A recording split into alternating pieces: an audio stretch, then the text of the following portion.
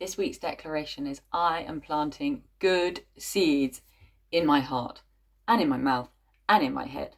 Because this week I've been freshly reminded of the power of our thought life to dictate our actions.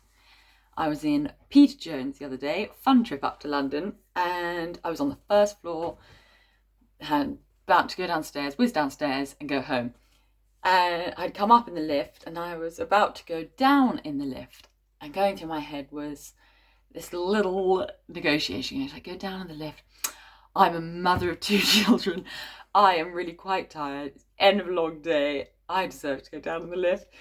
And then the other voice kicked to go, Thea, you're fit and healthy and energetic. You love taking the stairs.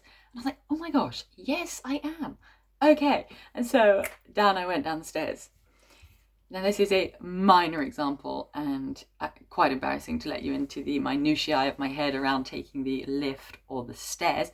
Obviously, I'm free to take either. That's not the point. The point of this story is the little negotiations that go on in our head and the power of a thought to dictate our actions.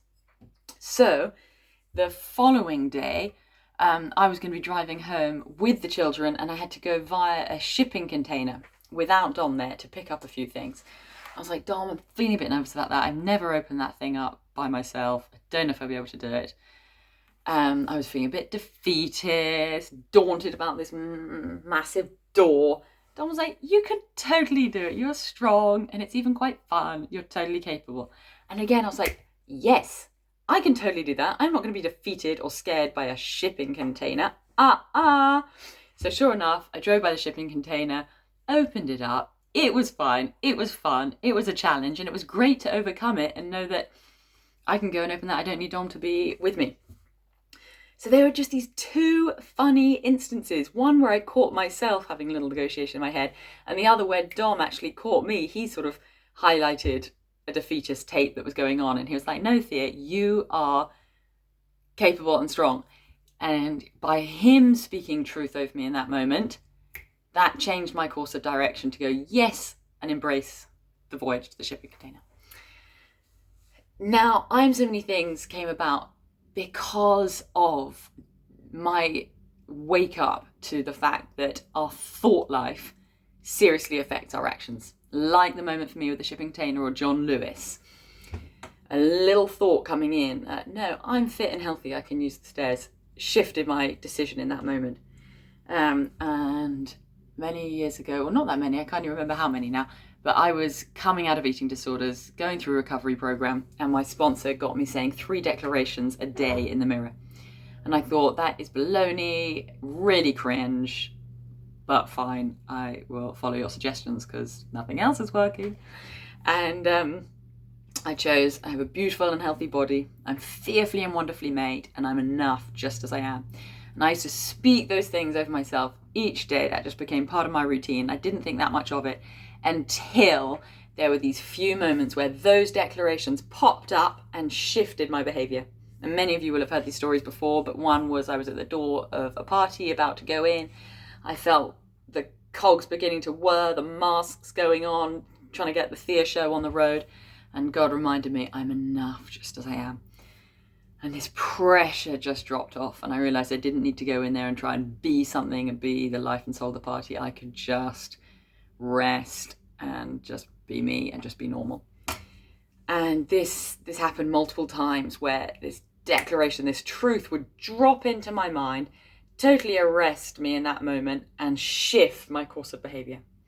So out of that, I began to search the scripture for more and more truths about who God says we are and speak them very intentionally over myself each day.